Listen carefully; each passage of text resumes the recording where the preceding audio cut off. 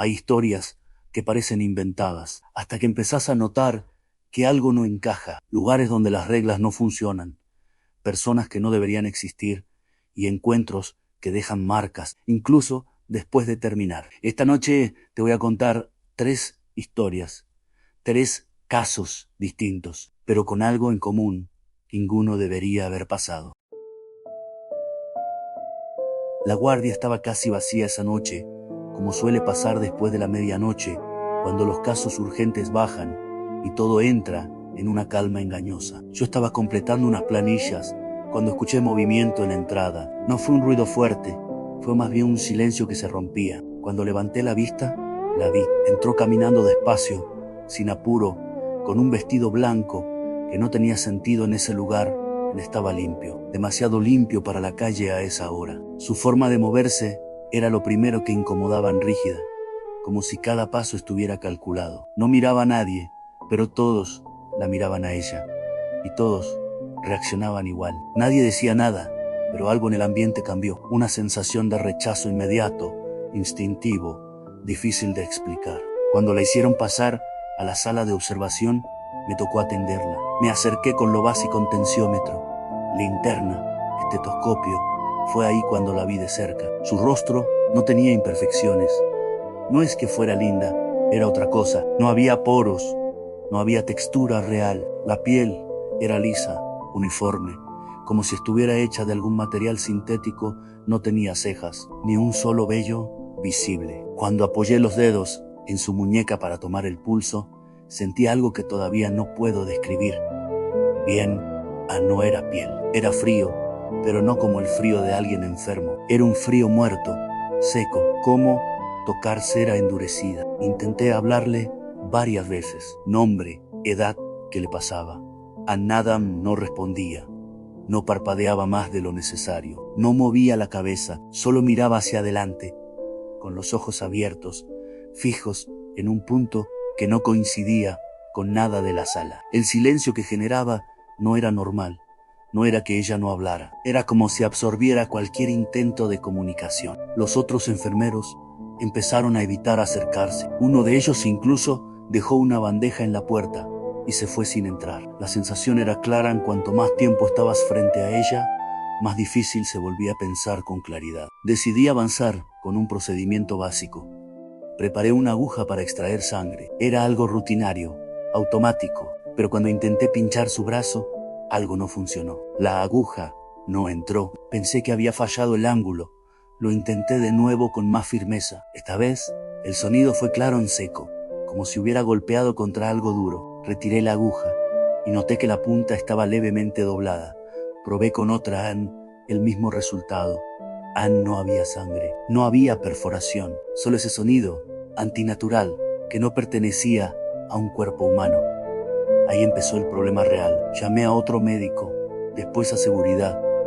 Nadie quería tocarla. Decidimos sedarla por precaución. Cuando intentaron sujetarla, todo cambió. Hasta ese momento no se había movido casi nada, pero en cuanto sintió el contacto, reaccionó. No fue un movimiento brusco típico de alguien que se defiende. Fue preciso, rápido, demasiado coordinado. Uno de los enfermeros salió despedido contra la pared como si no pesara nada. Otro gritó cuando ella le torció el brazo con una facilidad que no correspondía a su tamaño. Durante unos segundos lograron reducirla entre varios. La inmovilizaron contra la camilla. Fue ahí cuando dejó de resistirse.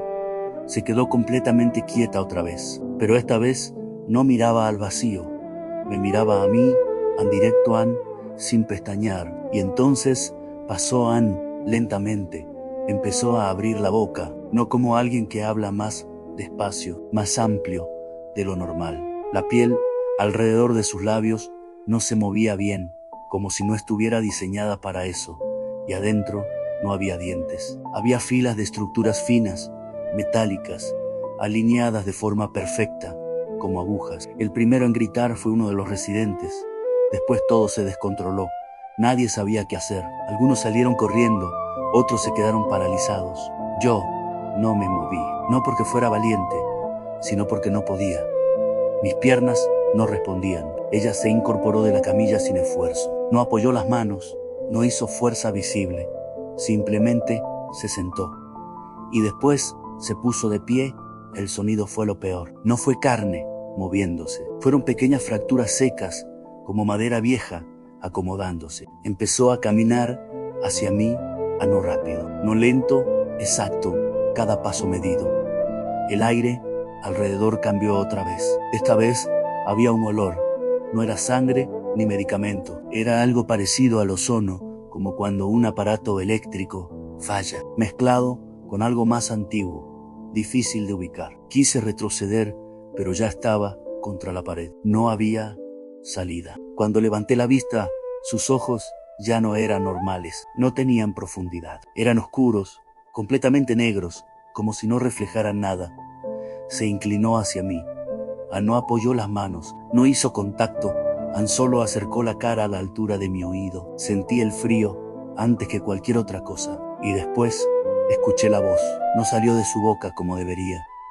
Fue más bien directa, dentro de mi cabeza, pero con claridad absoluta. Yo soy lo que hicieron para reemplazarlo. No gritó, no susurró, lo afirmó. Y en ese momento, algo en mi cabeza se rompió. No fue miedo, fue comprensión. Y eso fue peor. Cuando el equipo de seguridad finalmente entró, la sala estaba destruida. Equipos tirados, sangre en el piso, gente lastimada. Yo estaba sentado contra la pared, sin poder hablar. Me hicieron preguntas, muchas. Nunca respondí lo que realmente pasó, porque no tenía forma de explicarlo sin sonar como alguien que ya no está bien. Nunca encontraron a la mujer. No hay registros de ingreso. No hay cámaras que la muestren saliendo nada, pero desde esa noche hay algo que no pude volver a hacer. No puedo mirar un maniquí en una vidriera. No puedo porque siempre, por un segundo, tengo la certeza de que va a parpadear. Algunos dicen que lo que pasó en ese hospital fue un caso aislado, un error en algo que no se puede repetir. Pero hay lugares donde lo extraño no llega, ya está ahí. En el pueblo, la historia siempre estuvo ahí, como un ruido de fondo que nadie cuestiona demasiado. No era algo que se contara para asustar turistas, ni una anécdota exagerada de fogón. Era más simple y más incómodo que eso. Todos sabían de ella. Algunos decían haberla escuchado en la madrugada. Otros aseguraban haber visto algo entre los caminos de tierra cuando volvían tarde.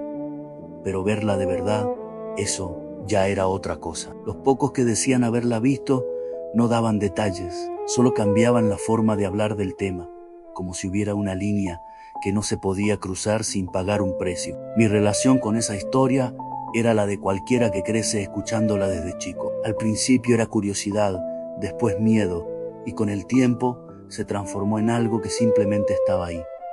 No la buscaba, pero tampoco la negaba. Mi tío Mario, en cambio, no hablaba de eso.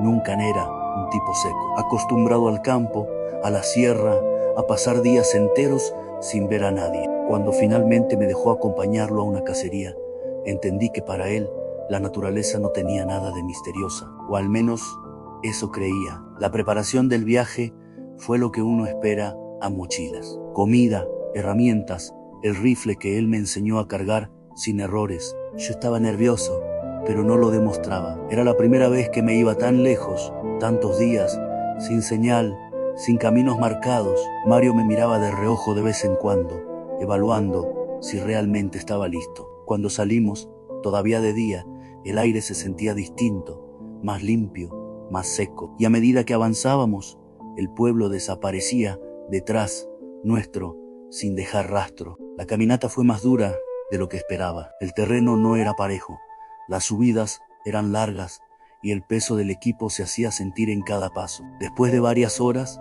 el silencio empezó a pesar. No era total, siempre había algún ruido de fondo, hojas, viento, animales, pero la sensación de estar completamente aislado era constante. No había caminos claros, no había referencias humanas, solo monte, piedra y cielo. Mario avanzaba sin dudar, como si conociera cada rincón. Cuando cayó la noche, armamos el campamento en un claro. El fuego tardó en prender, pero cuando lo hizo, el ambiente cambió. El sonido de las brasas, el crujido de la madera, incluso la voz baja de mi tío cantando algo viejo. Todo daba una sensación de control. Alrededor La naturaleza seguía activa. Grillos, insectos, algún animal moviéndose a lo lejos. Era ruido, pero un ruido normal, esperable en mí. Acosté cansado, con esa mezcla de incomodidad y tranquilidad que da el estar en un lugar desconocido, pero acompañado. No sé cuánto tiempo pasó hasta que me desperté, pero lo primero que noté no fue un sonido, fue la ausencia total de ellos. Abrí los ojos y me quedé quieto. No había grillos, no había viento, no había nada. El fuego seguía encendido, pero incluso eso parecía más silencioso. Fue ahí cuando sentí la mano de mi tío en el hombro. No dijo nada, solo me hizo un gesto para que me levantara sin hacer ruido. Su cara no era la misma de antes. Estaba tensa. Me guió sin hablar hacia unos arbustos, alejándonos apenas del campamento. Caminamos agachados unos metros hasta que señaló hacia adelante. Entre las ramas se veía el arroyo. El agua corría normal, como siempre, y sobre ella estaba una figura blanca. No caminaba, no pisaba el agua. Se desplazaba siguiendo la corriente, pero sin hundirse, sin mojarse. El cabello negro le cubría la cara por completo, cayendo hacia adelante de forma antinatural. Al principio pensé que no nos veía, que era algo que simplemente estaba ahí. Pero entonces se detuvo. No giró de golpe, o fue lento, demasiado lento. La cabeza empezó a moverse en nuestra dirección, como si algo dentro supiera exactamente dónde estábamos. No se veía un rostro, pero la sensación fue inmediata. Nos había detectado. Sentí el cuerpo reaccionar antes que la mente. El corazón acelerado, la presión en la cabeza, las piernas débiles. Quise retroceder, pero no podía moverme. Mi tío me agarró del brazo con una fuerza que nunca le había sentido. Me tiró hacia atrás sin decir una palabra y empezamos a volver al campamento. No corrimos, pero tampoco caminamos normal. Era una retirada medida, urgente. No hubo gritos, no hubo advertencias en voz alta. Solo ese movimiento constante de alejarnos sin llamar la atención. Y lo peor era que no sabíamos si nos seguía o no. Cuando llegamos al fuego, me senté de golpe. El cuerpo no me respondía bien. Sentía calor, pero estaba helado al mismo tiempo. Empecé a temblar sin control. Mario no dijo nada, solo alimentó el fuego y se quedó mirando hacia la oscuridad. La fiebre me pegó fuerte. Perdí noción del tiempo. En algún momento, él me hizo tomar agua. Cuando volví a estar consciente del todo, ya era de día. Y fue ahí cuando noté algo más. Al pasarme la mano por el pelo, sentí algo raro. Fui hasta una botella para mirarme en el reflejo. No era imaginación. Había mechones blancos en canas, no muchas, pero suficientes para no poder ignorarlas. Mi tío me miró, vio lo mismo y no hizo ningún comentario. Solo asintió levemente, como si confirmara algo que ya sabía. Antes de volver, me dijo lo único que alguna vez le escuché sobre eso: que en el pueblo uno se asusta con los cuentos, con los gritos, con lo que cree escuchar, pero que en la sierra es distinto, que ahí el peligro no es cuando algo suena, sino cuando todo lo demás deja de hacerlo, cuando el río sigue corriendo y absolutamente todo lo vivo decide callarse al mismo tiempo. Y en la ciudad, el miedo tiene forma de historia, de rumor, de algo que escuchás y después olvidás. Pero cuando te alejas lo suficiente, hay cosas que no necesitan ser vistas para encontrarte. El pueblo vivía cubierto por una bruma constante que no se iba ni siquiera al mediodía. No era una niebla densa que impidiera ver, pero sí lo suficiente como para que todo pareciera más lejos, más apagado. Fue en ese contexto que apareció el nadie, supo de dónde vino. Exactamente. Solo empezó a caminar por las calles con una Biblia gastada bajo el brazo, saludando a todos con una voz suave, casi agradable. Decía bendecir hogares, limpiar malas energías, pero siempre pedía algo a cambio. No dinero, pedía que lo guiaran por senderos del bosque, los menos transitados, los que incluso los lugareños evitaban. Al principio generó confianza. Era tranquilo, educado, nunca levantaba la voz, pero había algo en el que no terminaba de encajar. Yo lo seguí una tarde, más por curiosidad que por desconfianza. Caminó hasta el borde del bosque y desapareció entre los árboles. Tardé en encontrar la cabaña, pero cuando lo hice, entendí que algo no estaba bien. Desde afuera parecía abandonada, pero adentro estaba llena, no de muebles ni de comida, de frascos en decenas, tal vez cientos, todos de vidrio, alineados en estantes improvisados. Me acerqué a uno. Dentro había un mechón de pelo atado con una cinta.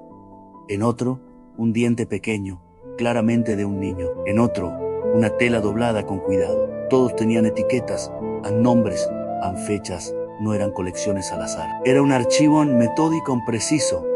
Sentí que estaba viendo algo que no debería existir, algo que no era solo perturbador, sino organizado con una lógica que no entendía. No debería haber seguido buscando, pero lo hice. En una mesa encontré varios cuadernos. Pensé que serían rezos, anotaciones religiosas. No lo eran. Eran cálculos, fórmulas complejas, diagramas, tiempos de descomposición, humedad del suelo, salinidad del agua, mapas de corrientes marinas con anotaciones detalladas. No era un fanático, era alguien que entendía lo que hacía, y lo hacía con precisión. En una de las últimas páginas encontré algo que no esperaba. Un nombre no el que usaba en el pueblo, otro asociado a un caso viejo, una fuga de prisión en una isla aislada. Nadie había sobrevivido a ese intento. El informe decía que el cuerpo nunca fue encontrado, pero que era imposible que hubiera escapado. Él no solo lo había hecho, había usado huesos, juncos, corrientes, estrellas. No era suerte, era cálculo. El olor en la cabaña empezó a hacerse más evidente cuanto más tiempo pasaba dentro. No era suciedad, era lo contrario. Todo estaba limpio, demasiado limpio. Había frascos con líquidos télaos, empapadaos, utensilios perfectamente ordenados, pero el aire estaba cargado con una mezcla difícil de ignorar, cloro y algo más, algo que recordaba a flores marchitas. Era el tipo de olor que no encubre, elimina. No escuché cuando entró en solo su voz, tranquila, como siempre. Me habló sin enojo, sin sorpresa, como si hubiera sabido que iba a estar ahí. No me atacó, no gritó. Empezó a hablar, me explicó su trabajo. Dijo que el mundo se corrompía, que todo lo vivo se degradaba, que la gente olvidaba lo que era puro, y que él archivaba, conservaba lo que aún tenía valor. No lo decía como una excusa, lo decía como una verdad absoluta. No tuve opción. Me hizo salir con él hacia el manglar. Caminamos durante horas. El terreno se volvió cada vez más difícil. El barro, el agua estancada, las raíces saliendo de todos lados como manos tratando de sujetarte. El sonido del lugar era constante, pero bajo, como si algo susurrara sin palabras claras. Él avanzaba sin dudar, como si ese laberinto fuera suyo. En el camino nos cruzamos con otro hombre. No era del pueblo, no era normal. Vivía en una cueva, rodeado de restos, con una mirada perdida pero consciente. Hablaron a no como extraños, como conocidos. Discutieron no por moral, no por supervivencia, por números, por cantidad, por eficiencia, como si lo que hacían fuera un juego con reglas propias. Y en ese momento entendí que no era un caso aislado, era algo más grande. Cuando llegamos a un punto más profundo, él se detuvo, me miró distinto, ya no como alguien que podía convencer, como algo que debía clasificar. Pero antes de que hiciera cualquier movimiento, algo cambió. Entre los árboles apareció una figura, no hizo ruido, no corrió, solo caminó. Era una mujer. Él la miró y por primera vez vi algo real en su cara. No miedo, reconocimiento. Ella no habló, no hizo discursos, se acercó lo suficiente y en un movimiento rápido lo desequilibró. Él intentó reaccionar, pero no fue suficiente. No estaba preparado para eso. No para alguien que lo conocía, no para alguien que había esperado. Yo no me moví, no podía, solo vi cómo lo reducían, cómo lo arrastraban. No lo llevaron al pueblo, no llamaron a nadie, lo llevaron al agua, a las corrientes que él conocía también, a las mismas que había usado para escapar. No hubo palabras finales, no hubo justicia como la conocemos. Solo un cierre, lo soltaron, y el mar hizo el resto. Días después, la cabaña desapareció. No fue quemada, no fue destruida, simplemente ya no estaba. Pero el olor, ese olor a cloro y flores muertas, a veces vuelve con la niebla, y cuando eso pasa, nadie sale al bosque. Si llegaste hasta acá, ahora ya sabes algo que antes no. El problema es que algunas historias no terminan cuando se cuentan, se quedan en esperando.